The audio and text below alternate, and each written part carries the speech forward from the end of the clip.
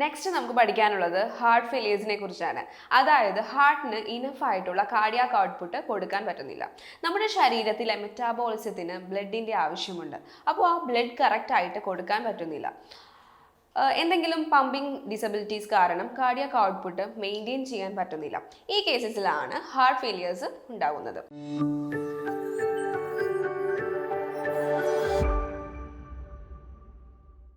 Heart failures മൂലം congestions of lungs and peripheral may occur which led to pulmonary edema. Pulmonary oedema എന്ന് പറഞ്ഞാൽ ഒരു emergency situation ആണ്. അപ്പോൾ അതിന് വളരെ കെയർ ഇമ്പോർട്ടൻ്റ് ആണ്. പിന്നെ ടൈപ്സ് ഓഫ് ഹാർട്ട് ഫെയിലിയേഴ്സിന് കുറേ ടൈപ്സ് ഉണ്ട്. അതിലൊന്നാണ് എക്യൂട്ട്, പിന്നെ chronic, ventricular failure, forward failure, backward failure, low output failure, high output failure, systolic failure, diastolic failure, ഇതൊക്കെയാണ്. ഇനിയും ഓരോന്നോരോന്ന് എന്താണെന്ന് നമുക്ക് നോക്കാം. ഫസ്റ്റ് പറയുന്നിരിക്കുന്നത് അക്യൂട്ട് ഫെയിലിയർ ആണ്. അക്യൂട്ട് ഹാർട്ട് ഫെയിലിയർ പെട്ടെന്നുണ്ടാകുന്ന ഹാർട്ടിൻ്റെ ഫെയിലിയർ. ഇത് എത്ര നാളുകൾ കൊണ്ട് ഉണ്ടാകുന്നു എന്ന ബേസിലാണ് ഇത് പറഞ്ഞിരിക്കുന്നത്. രണ്ടാമത്തേതാണ് chronic heart failure. Over a period of time efficiency കുറഞ്ഞു വരുന്നു ഹാർട്ടിന് ഹെഡ് ഫെയിലിയർ ഉണ്ടാകുന്നു. ക്രോണിക് കേസസിൽ അക്യൂട്ട് ഉണ്ടാകാനായിട്ട് സാധ്യതയുണ്ട്. ഇനി അടുത്തത് മൂന്നാമത്തേതാണ് വെൻട്രിക്കുലാർ ഫെയിലിയർ. വെൻട്രിക്കുലാർ ഫെയിലിയർ എന്ന് വെച്ചാൽ left ventricle or right ventricle failure മൂലമുണ്ടാകുന്നതാണ്. വെൻട്രിക്കുലാർ ഫെയിലിയറിൽ രണ്ട് വെൻട്രിക്കിൾസ് രണ്ട് പമ്പിങ് സിസ്റ്റത്തിലേക്കാണ് കണക്ട് ചെയ്തിരിക്കുന്നത്. അതിൽ എന്തെങ്കിലും ഒരെണ്ണത്തിന് ഫെയിലിയർ ഉണ്ടാകാനുള്ള സാധ്യതയുണ്ട്. അതുമൂലം ഉണ്ടാകുന്ന ഫെയിലിയർ ആണ് ഇത്. ഇനി next one is forward failure. There is inadequate output of the affected ventricular that causes decreased perfusion vital organs. അതായത് affected ആയിട്ടുള്ള ventriculars ഔട്ട്പുട്ടിൽ കാര്യമായിട്ടുള്ള ഡിഫറൻസ് ഉണ്ടാകുന്നു. That affecting the vital organs. ഇനി അഞ്ചാമത്തെയാണ് ബാക്ക്വേർഡ് ഫെയിലിയർ. ഇവിടെ എന്താണ് സംഭവിക്കുന്നത് എന്ന് വെച്ചാൽ affected ആയിട്ടുള്ള വെൻട്രിക്കിൾസിൻ്റെ ബാക്കിൽ ബ്ലഡ് ബാക്കപ്പ് ആകുന്നു, which causes the increases in the pressure of arterial, അതായത് ആർട്ടേറിയത്തിൻ്റെ പ്രഷർ ഇൻക്രീസ് ചെയ്യുന്നു, again affecting the ventricle output. പിന്നെ ആറാമത്തെയാണ് low output failure. Low output failure എന്താണെന്ന് വെച്ചാൽ കാർഡിയാക് ഔട്ട്പുട്ട് അവൈൽ ആയിട്ടുള്ള വളരെ കുറവാണ് to meet the body demands. അത്രയും ഔട്ട്പുട്ട് പോരാ. അതുമൂലം ഉണ്ടാകുന്നതാണ് low output failure. In seventh one is high output failure. High output ആണെങ്കിൽ occur the condition causes her to work harder to meet the demand of the body. അതായത് നമ്മുടെ ബോഡിയിൽ എന്തെങ്കിലും excessive ആയിട്ടുള്ള വർക്ക് ലോഡ് ഹാർട്ടിന് കൊടുത്തു കഴിയുമ്പോൾ there may be chance of heart failure. അങ്ങനെ ഹൈ ഔട്ട്പുട്ട് മൂലമുണ്ടാകുന്നതാണ് ഈ ഹാർട്ട് ഫെയിലിയർ. ഇനി eighth one is systolic failure. അതായത് there is a problem with contraction or injection of blood fill ചെയ്യാനോ റിലാക്സ് ചെയ്യാനോ ഉണ്ടാകുന്ന പ്രോബ്ലം മൂലമുണ്ടാകുന്ന ഹാർട്ട് ഫെയിലിയർ ആണ് ഇത്. ഇത്രയുമാണ് ടൈപ്പ് ഓഫ് ഹാർട്ട് ഫെയിലിയേഴ്സ് വരുന്നത്.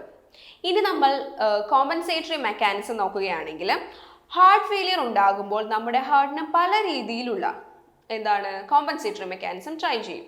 അതായത് ഹാർട്ട് റേറ്റ് ഇൻക്രീസ് ചെയ്യുന്നു, അല്ലെങ്കിൽ സ്ട്രോക്ക് വോളിയം ഇംപ്രൂവ് ചെയ്യുന്നു, ആർട്ടറീസ് കൺസ്ട്രക്ഷൻ ഉണ്ടായേക്കാം, അല്ലെങ്കിൽ മയോകാർഡിയൽ ഹൈപ്പോട്രോഫി ഒക്കെ ഉണ്ടാവാം. പിന്നെ ഔട്ട്പുട്ട് മെയിൻറ്റെയിൻ ചെയ്യാൻ ഹാർട്ട് ശ്രമിക്കാറുണ്ട്. ഇനിയും നമ്മൾ നോക്കുകയാണെങ്കിൽ ലെഫ്റ്റ് സൈഡ് ഹാർട്ട് ഫെയിലിയർ ഉണ്ട്, അതുപോലെ തന്നെ റൈറ്റ് സൈഡ് ഹാർട്ട് ഫെയിലിയർ ഉണ്ട്. ഇതിൻ്റെ രണ്ടിൻ്റെയും മാനിഫെസ്റ്റേഷൻസ് ഡിഫറെൻ്റ് ആണ്. അപ്പോൾ നമ്മൾ നോക്കുകയാണെങ്കിൽ റൈറ്റ് സൈഡിലാണെങ്കിലും there is a dependent oedema, അതായത് ലെഗ്സിലും സേക്രത്തിലും എഡിമ ഉണ്ടാകുന്നു.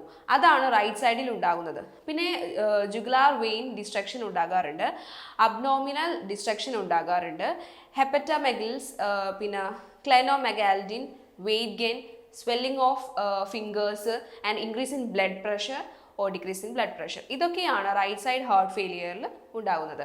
ഇനിയും left side pulmonary congestion symptoms dyspnoea, tachypnoea, dry cough, nocturnal dyspnoea, increase in blood pressure കാണാറുണ്ട്. അപ്പോൾ ഹാർട്ട് ഫെയിലിയർ റൈറ്റ് സൈഡിലാണെങ്കിൽ സിസ്റ്റമിക് സർക്കുലേഷനിലുള്ള ഡിഫറൻസ് കാണാറുണ്ട്. അപ്പോൾ ഇതാണ് അസസ്മെൻറ്റിൽ നമുക്ക് കാണാൻ സാധിക്കുന്നത്. ഇനിയും ഇമ്മീഡിയറ്റ് മാനേജ്മെൻറ്റ് എന്ന് പറഞ്ഞാൽ പൾമണറി എഡീമ ഉള്ളയൊക്കെ സ്റ്റേജിൽ അക്യൂട്ടായിട്ടുള്ള എസ്റ്റസേവേഷൻ ആയ ഒരു സ്റ്റേജാണ്. അവിടെ എമർജൻസി ട്രീറ്റ്മെൻറ്റ് വളരെ ഇമ്പോർട്ടൻ്റ് ആണ്. അക്യൂട്ട് ഫേഷ്യൽ കറക്റ്റായി മോണിറ്ററിങ് വളരെ ആവശ്യമാണ്. ഇനിയും സ്റ്റേബിളായി കഴിയുമ്പോൾ പേഷ്യൻസിനെ we should encourage the patient to lifestyle പാറ്റേൺസിനെ കുറിച്ചും എന്തൊക്കെ മോഡിഫിക്കേഷൻസ് ആണ് വരുത്തേണ്ടതെന്നും ഡിസ്കസ് ചെയ്യാം. എന്താണ് റിസ്ക് ഫാക്ടേഴ്സ് ആയിട്ടുള്ള എന്ന് നമുക്ക് നോക്കാം. പേഷ്യൻസിനെ എഡ്യൂക്കേറ്റ് ചെയ്യണം. മെഡിക്കേഷൻസ് കറക്റ്റായിട്ട് ഫോളോ ചെയ്തിരിക്കണം. പിന്നെ ഡിയോക്സിൻ, ഡൈപ്പർ ഡയറക്ട്സ് കൊടുക്കാറുണ്ട്. പിന്നെ ബീറ്റ ബ്ലോക്കേഴ്സ്, ഇങ്ങനെ ഒരുപാട് മെഡിക്കേഷൻസ് നമ്മൾ കൊടുക്കാറുണ്ട്. അപ്പോൾ അതിനെയൊക്കെ കറക്റ്റായിട്ടുള്ള ഇൻടേക്സ് പേഷ്യൻസിന് എടുക്കുന്നുണ്ട് എന്ന് ഉറപ്പുവരുത്തുക. അതുപോലെ തന്നെ എന്തെങ്കിലും സൈഡ് എഫക്ട്സ് ഉണ്ടാവുകയാണെങ്കിൽ പേഷ്യൻസിന് മെഡിക്കേഷൻസ് എടുക്കാൻ പറ്റുന്നില്ല എങ്കിൽ അതുപോലെ തന്നെ അറിയിച്ചിരിക്കണം. Instructed client to avoid about the medication, patient dietary modification important ആണ്. പിന്നെ പേഷ്യൻസിനോട് coffee, chocolate, cocoa, alcohol, drugs, smoking ഇതൊക്കെ അവോയ്ഡ് ചെയ്യാൻ പറയുക. അതുപോലെ തന്നെ പേഷ്യൻസിനോട് low fat, cholesterol, low sodium ഇതൊക്കെ മെയിൻറ്റെയിൻ ചെയ്യാൻ പറയുക. പൊട്ടാസ്യം റിച്ച് ഫുഡ് വേണം നൽകാനായിട്ട്. പിന്നെ because there is a chance of hypokalaemia, പേഷ്യൻസിനോട് ആക്ടിവിറ്റി ലെവൽസ് ആൻഡ് റെസ്പിറേറ്ററി തമ്മിൽ ബാലൻസ് മെയിൻറ്റെയിൻ ചെയ്യാൻ പറയുക. അവരുടെ വെയിറ്റ് മോണിറ്ററിങ് വളരെ ഇമ്പോർട്ടൻ്റ് ആണ്.